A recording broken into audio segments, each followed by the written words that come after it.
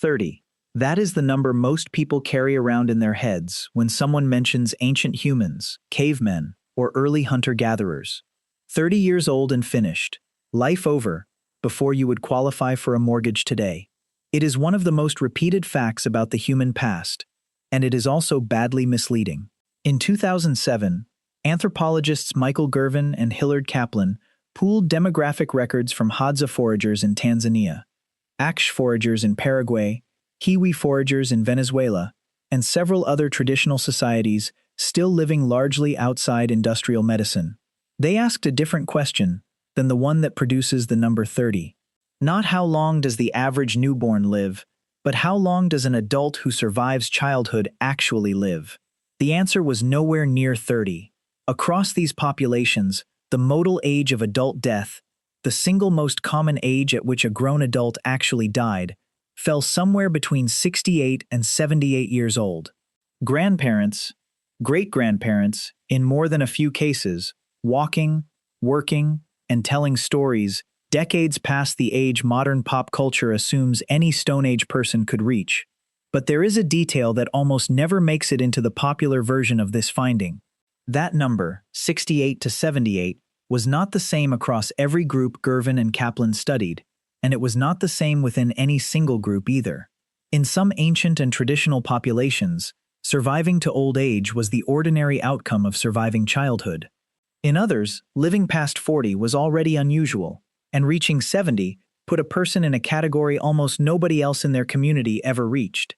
What actually decided which of those two futures a person got has almost nothing to do with the era they were born into, and almost everything to do with a set of forces bioarchaeologists have only recently learned how to measure with any real precision. If you're enjoying this story so far, don't forget to hit the like button and subscribe. Drop a comment telling me where in the world you're watching from. I love hearing from you. The instinct to explain this gap with one word, luck, does not hold up once you look at where the number 30 actually comes from. That figure is a life expectancy at birth, an average that blends every death in a population together, including the enormous number of infants and small children who never reach their 5th birthday. In most pre-industrial and prehistoric populations, somewhere between a third and half of all children born died before adulthood, from infection, from diarrhea, from accidents that a modern emergency room would resolve in an afternoon. Average 100 lifespans together, where 40 of them end at age 2, and the average plummets, even if every adult in that same population routinely lived into their 60s or 70s. This is not a minor statistical footnote. It is the entire reason the number 30 exists in the first place, and once bioarchaeologists corrected for it, an uncomfortable methodological problem showed up underneath. In 1992, a team led by demographer James Wood published a paper in the journal Current Anthropology that anthropologists now refer to simply as the Osteological paradox.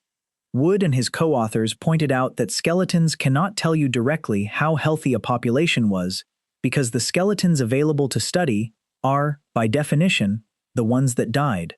A population under heavy biological stress might leave behind skeletons that look deceptively healthy because the most fragile individuals died in infancy, before their bones had time to develop the telltale scars of long-term hardship. A population under lighter stress might leave behind skeletons packed with visible evidence of chronic disease, simply because more of its members survived long enough to accumulate it. A population riddled with parasites and chronic infection might, paradoxically, show fewer skeletal lesions than a healthier neighboring population, simply because its sickest members died too fast to leave a mark on the bone at all, while its survivors were the unusually resilient minority. Averages lie. Skeletons lie in a different, more subtle way.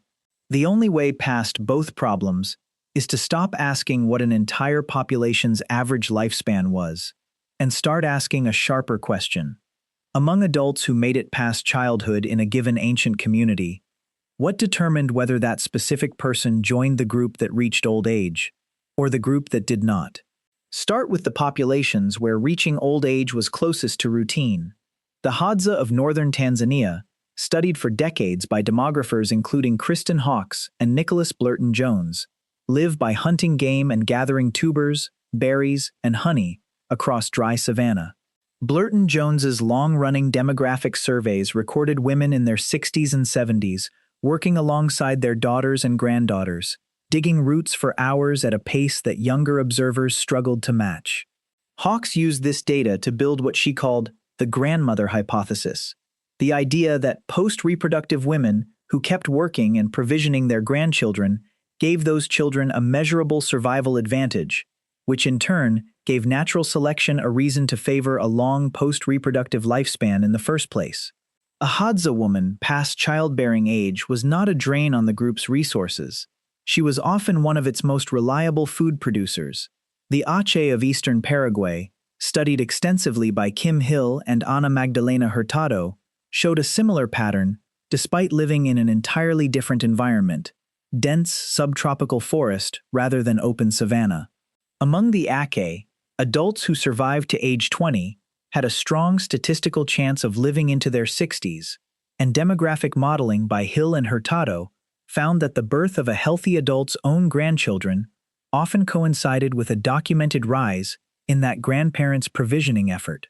Diet diversity mattered enormously here, far more than raw calorie count ever did. Hunter-gatherer groups like the Hadza and Ache draw calories and nutrients from dozens of different plant and animal sources across a single year, which meant the failure of any one food source rarely translated into starvation. Population density mattered just as much. Small, mobile bands spread thinly across large territories rarely accumulated the kind of standing reservoir of infectious disease that crowded, sedentary populations later would.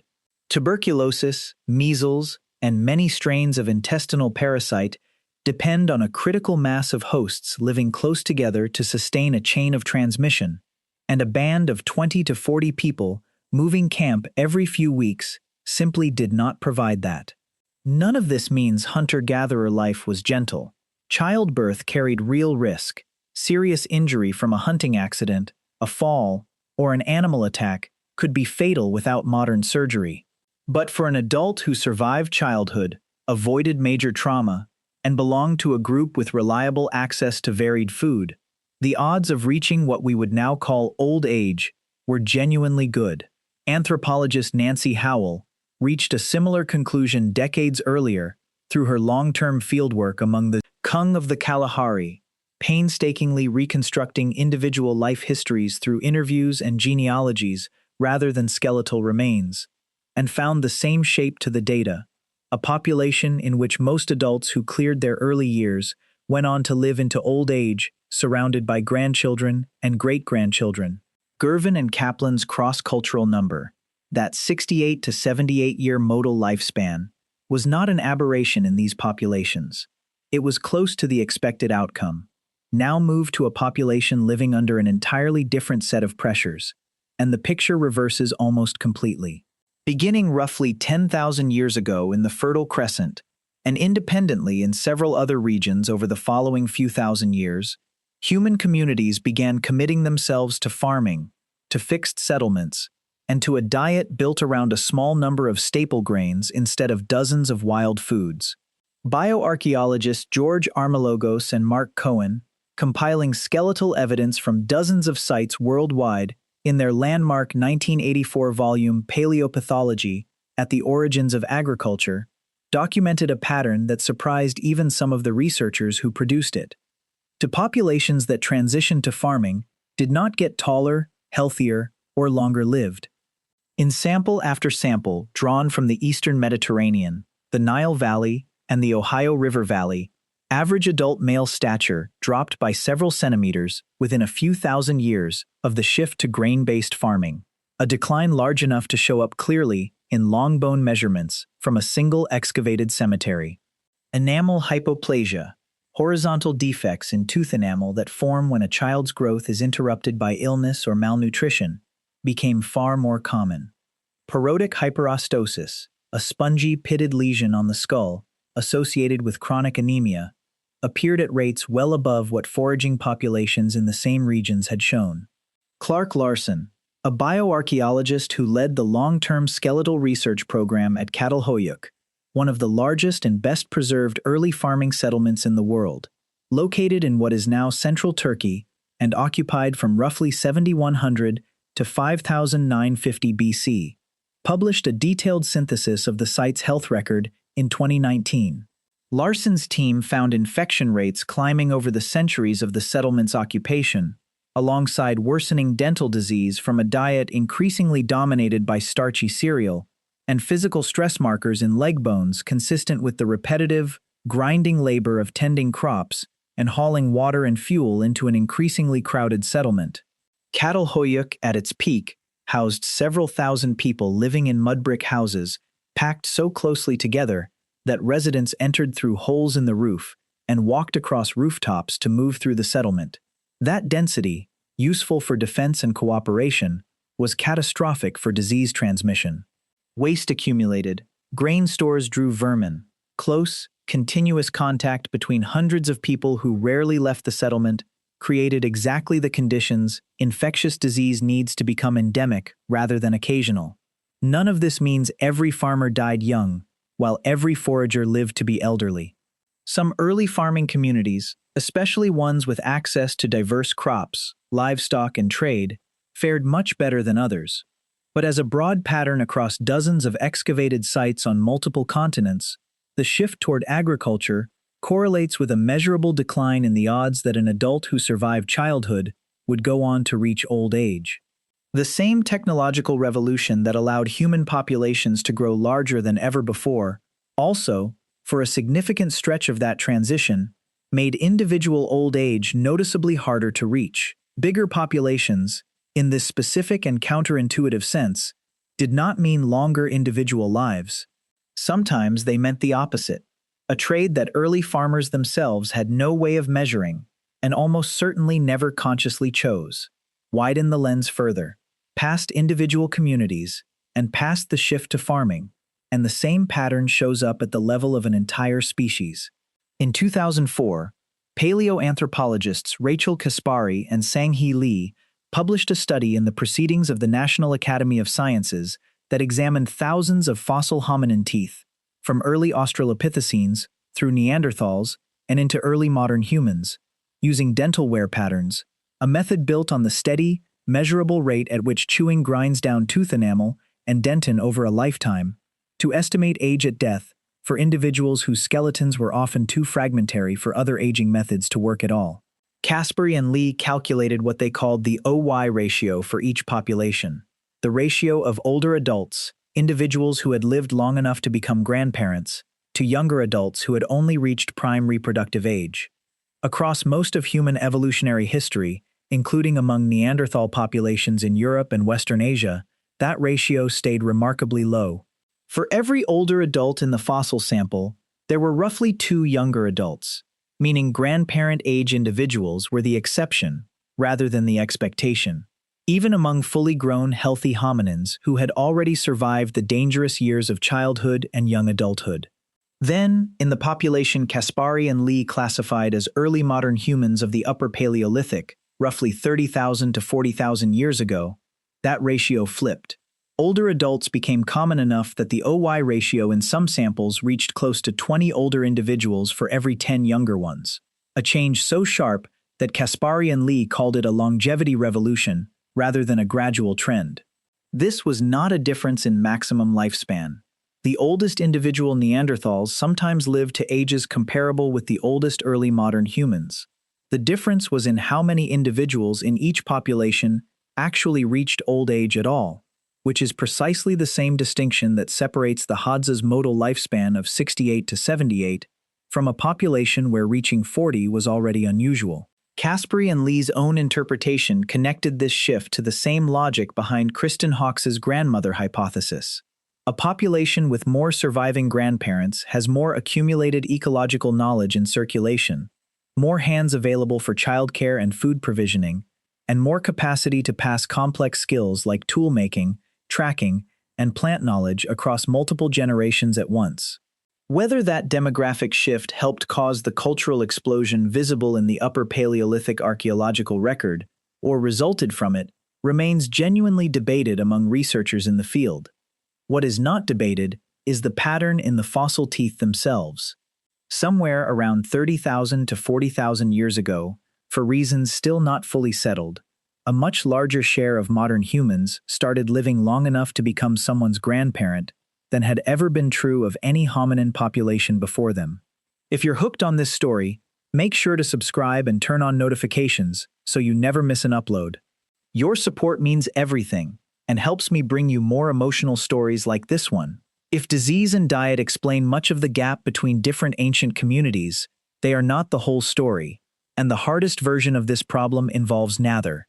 In 2016, a team led by paleoanthropologist Marta Mirazon Lar excavated a site called Nataruk, on the shore of what was once a lagoon near Lake Turkana in modern Kenya, and published their findings in the journal Nature.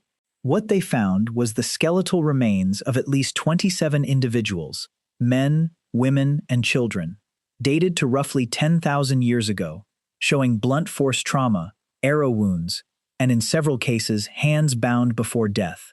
It is widely considered the earliest solid archaeological evidence of organized group violence between two human communities, a massacre rather than a series of unconnected accidents. Nataruk is dramatic, but it is not an isolated data point. Archaeologist Lawrence Keeley, surveying decades of both archaeological and ethnographic evidence from non-state societies around the world, in his 1996 book, War Before Civilization, found that in a striking number of the populations he examined, war and interpersonal violence accounted for a large share, in some cases estimated between 20 and 30%, of all adult male deaths. That number does not apply evenly to every ancient society. Some communities, isolated by geography or protected by unusually stable alliances, saw very little of this kind of violence across generations. Others existed in a near-constant state of raid and counter-raid with neighboring groups, competing over hunting territory, water access, or captives, a pattern documented archaeologically at fortified prehistoric sites across regions as distant as Neolithic Europe and pre-contact North America, where skeletal collections show embedded projectile points, perifractures on forearm bones, and cranial trauma at rates far above what accidental injury alone would explain. The demographic effect of that difference is exactly the kind of gap this whole question is built around. Picture two ancient communities of similar size, similar technology, similar climate, similar diet.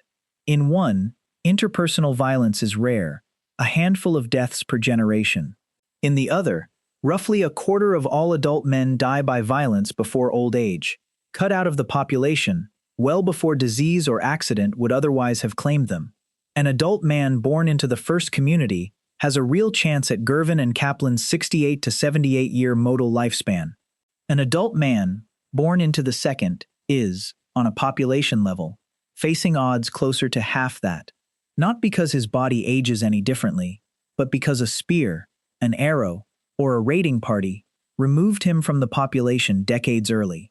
Women in high-violence societies were not exempt from this pattern, but the mortality gap for men specifically was often severe enough that some skeletal populations show noticeably more elderly women than elderly men, a demographic signature bioarchaeologists have documented at multiple sites with independent evidence of chronic intergroup conflict. Violence, in other words, could cut a population's odds of reaching old age in half just as effectively as famine or epidemic disease. And unlike disease, it left behind wounds that skeletons preserve almost perfectly, a direct, countable record of exactly how a specific person's chance at a long life ended. Even within a single ancient community, sharing the same disease environment and the same overall risk of violence, one more variable reliably separated the adults who reached old age from the ones who did not, and it had nothing to do with geography or era. Status. In 79 AD, the eruption of Mount Vesuvius buried the Roman town of Herculaneum so quickly and so completely that hundreds of residents sheltering in boat chambers along the ancient shoreline were preserved almost exactly where they died. When those chambers were excavated in the 1980s, physical anthropologist Sarah Bissell spent years analyzing the skeletons recovered from them, tracking stress markers, bone density, and evidence of chronic malnutrition or disease across individuals whose location and possessions gave clues to their social standing within the town. Bassel's analysis found that skeletons associated with higher status households consistently showed fewer markers of chronic nutritional stress than those associated with lower status occupants of the same doomed town, on the same afternoon, breathing the same volcanic ash. A strikingly similar pattern shows up further back in time and in an entirely different part of the world.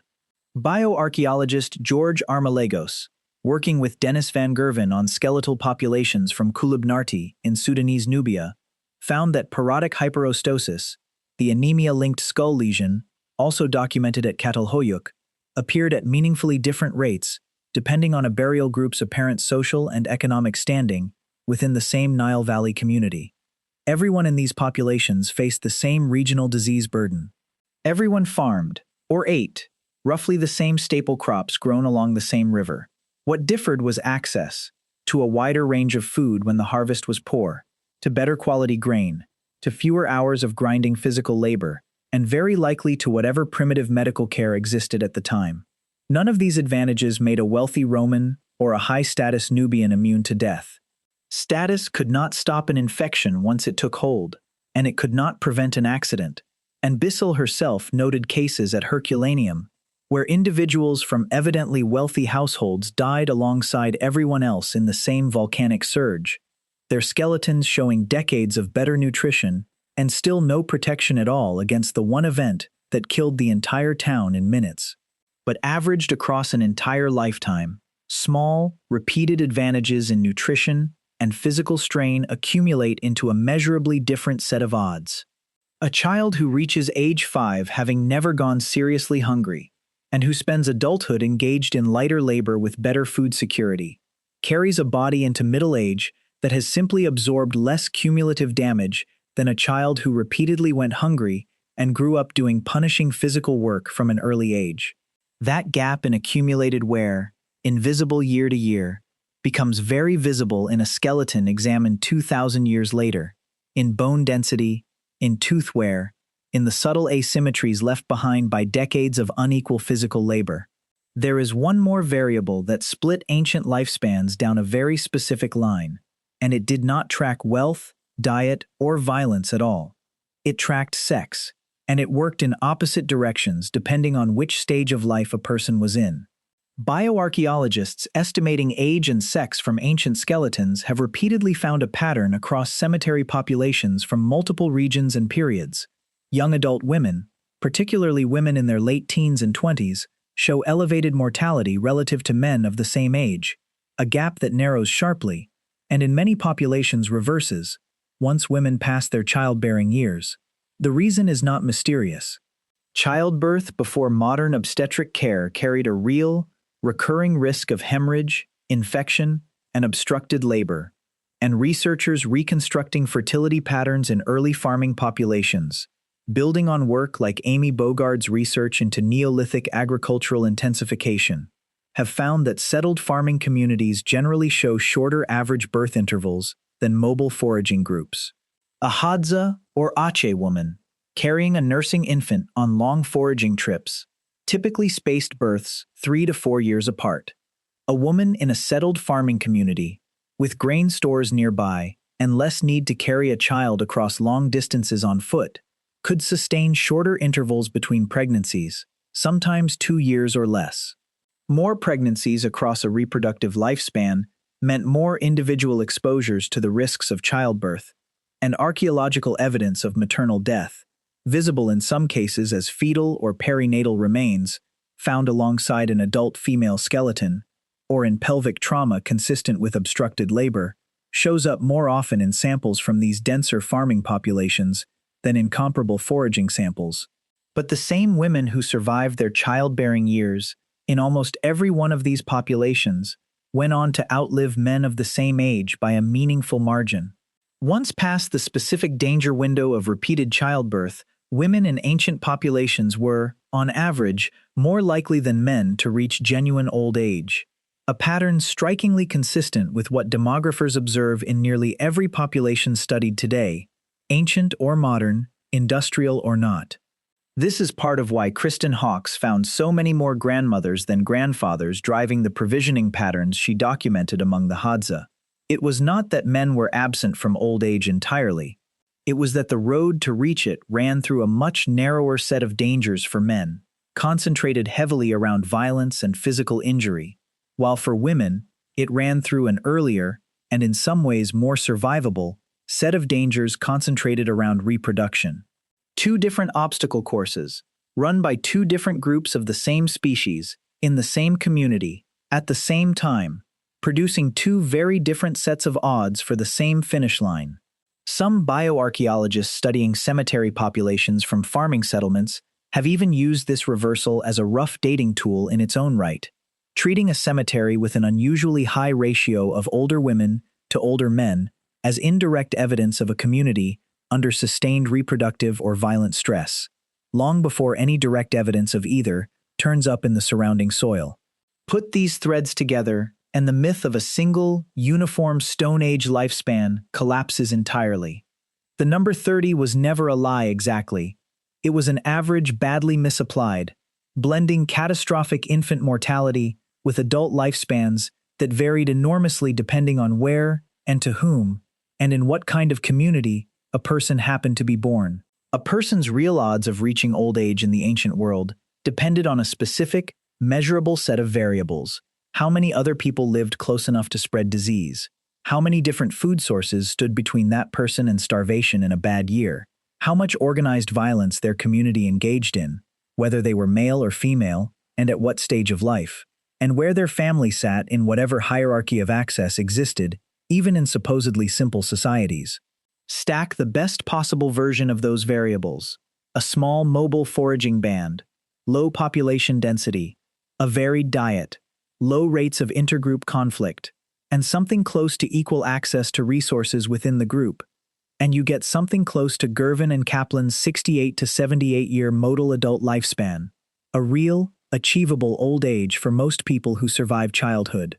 Stack the worst version of the same variables: a crowded farming settlement, a monotonous grain diet, chronic intergroup violence, short birth intervals, and steep internal inequality, and adult life expectancy could genuinely fall to something close to half that figure, even though both populations were, in the broadest sense, ancient humans living without modern medicine. These same forces, disease exposure, nutritional access, violence, reproductive risk, and inequality, are still among the primary drivers separating long lifespans from short ones anywhere in the world today. The instruments measuring them have changed, from carved bone tallies and worn dental crowns to satellite health surveys and national statistics offices. The underlying arithmetic has not. A person's odds of reaching old age have always been decided less by the century they happen to occupy than by the specific, local combination of pathogens, food, danger, and standing they were born into, and the ancient record makes that fact almost impossible to miss once you know where to look for it.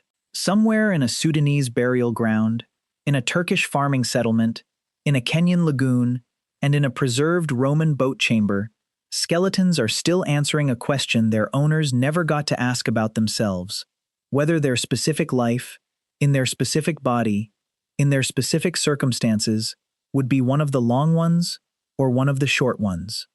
The bones do not lie about the outcome, even when the number 30 lied about the average.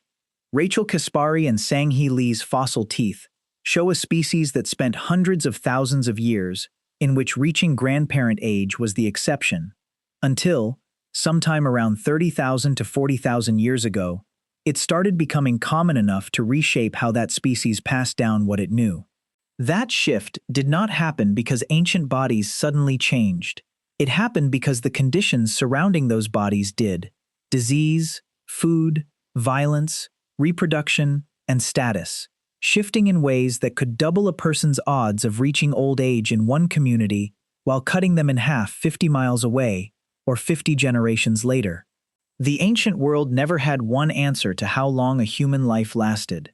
It had thousands of different answers, written into every skeleton anyone has ever carefully excavated, and every one of those answers depended less on the era a person was born into than on the specific, countable conditions of the life they were actually given. Two people born in the same century, sometimes in the same valley, could face odds of reaching old age that differed by a factor of 2, and the difference had almost nothing to do with being ancient at all. Thank you so much for watching until the end. If you loved this story, check out the other videos on your screen now. I think you'll really enjoy them.